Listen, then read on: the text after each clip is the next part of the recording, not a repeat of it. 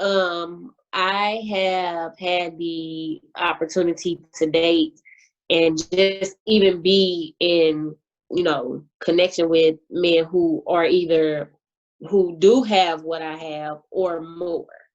Um, that's just that's just what it is. But I've also encountered and chosen the lesser, the ones who maybe are not at all college educated, or as you said, have gone through their freshman year but did not return after that, or even second semester of their freshman year.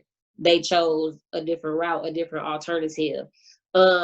And I found that it is extremely hard for some of them who are trying to be on the straight and narrow, if you know what I mean, without me having to say what I really need to say.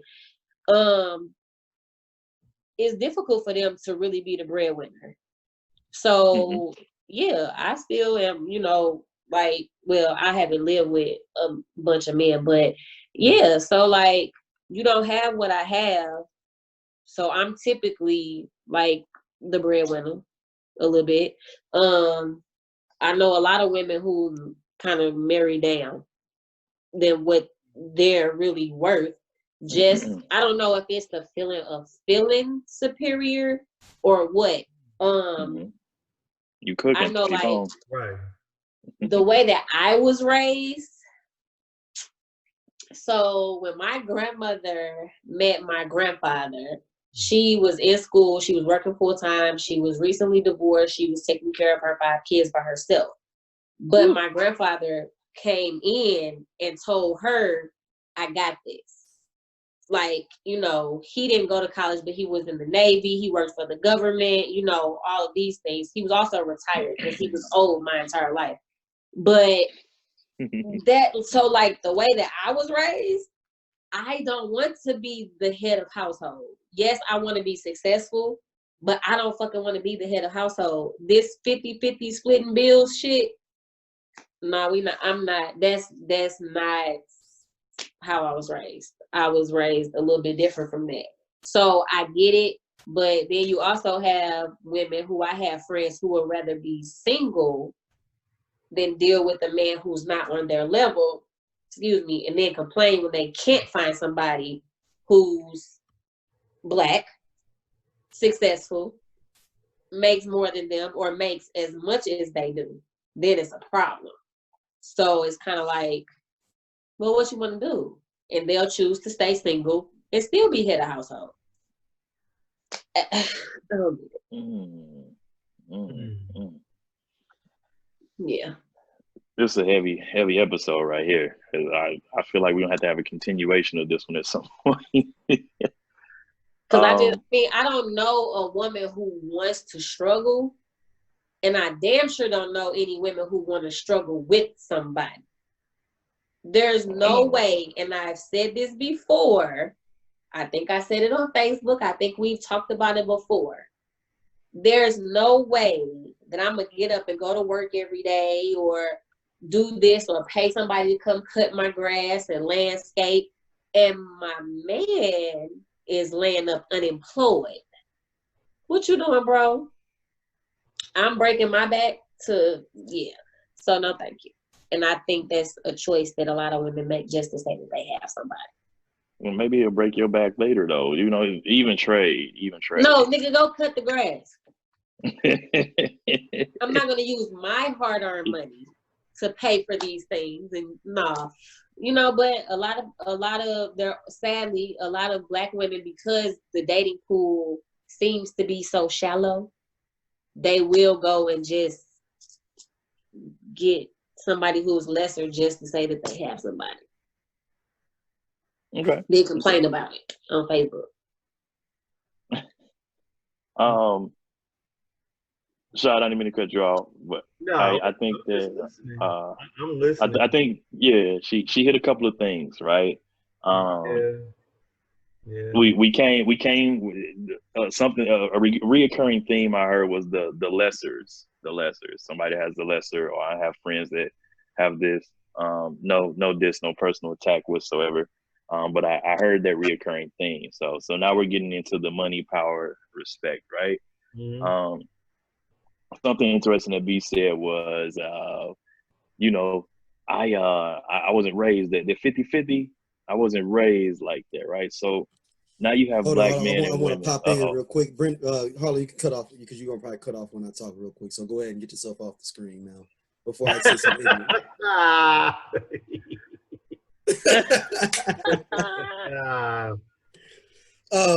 love that picture. Love that picture, man. There is one thing that I've been thinking, like, and this is an observation. It may be true, maybe not. I think that some women have the privilege to be able to choose higher class men because of societal confines than other women, just like men that have more financial basis or other things that can choose around those things. I think when we're talking about this, we're talking about when I don't mean middle class and meaning like you are middle class, but I'm talking about you're the average person, because the people that are at the top end and the low end, they normally don't have too many problems. Right. Yeah. Like if you're a crackhead, it ain't too hard to find the crackhead to be with. Crackhead. but if you're a dude that has a whole bunch of money, you can find a pretty girl, a real attractive woman ain't gonna have no problem finding no dude. Yeah. That's real. It's that 70% in the middle. I mean, well, I say 60% in the middle. That 20 on either end, they good. I'm back out. Hey. I think that, so my thought was catch back up. Oh, so we were talking about, B said I was raised like this, a 50-50 ain't gonna cut it.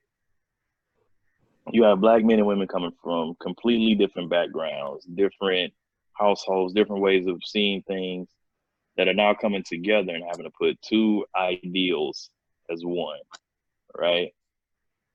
And the truth of the matter is, it was easy for granddaddy to take care of the house when milk was $1 a gallon. You know what I'm saying? It was simple to when eggs by the carton was $1.75. Like that was easy. It wasn't no Whole Foods. You went down the street to the farmer's market or wherever. Like, it was easy. Cost of living, gas was cheaper, cars were cheaper, everything. I'm not gonna say cheaper, but not as expensive, right?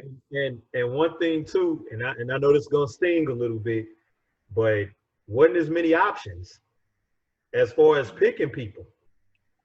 Real talk. Yeah, granddaddies had 2 families. I'm just saying, generally speaking, still wasn't a gang of options. No, I'm back. D-back. Still wasn't a gang of options. But granddaddy had 2 families. No, he had 2 families because he was that dude in the town. Yeah. And the other dude named Roscoe that worked at the gas station didn't have two families. It's the dude that was the foreman at the plant that was running things. He had the 2 families, not Roscoe that was pumping your gas. Just let's keep that. Let's keep that 100 with that. The game has never changed with that. By definition, now we're not talking about who did what for who and whatever. We're just talking about options, right? Yeah, 100%. So that means he. But no. But my point, I'm agreeing with you saying. I'm saying that financially he would have more options then, but now everybody does because of technology. No, but that's a good point. But what I'm saying is technology, but you got people who got 5 baby mamas. That's 5 families. That's a mentality. That's and they're 9 times out of 10 not taking care of any of them. Yeah, but the point is it you just got families, or are you taking care of these families? That's the thing. So like when a man has options and all he does is make babies, they don't consider that to be their families. They consider that child to be their family. This is the mentality these days. Family though. No, I feel like as a baby mama, you can call your baby daddy. Now, this is not true for all. Right. This is true for some. They can call their baby daddy and say what their child needs. But if she was to say that I'm homeless or I'm about to be homeless, we need to come stay with you for a little while, they're going to say, my kid can come stay. You got to figure out what you're going to do. That's not the family. It might not be. The dude might have a rotation. I'm just saying. I'm being super technical. That's what I'm saying. I mean,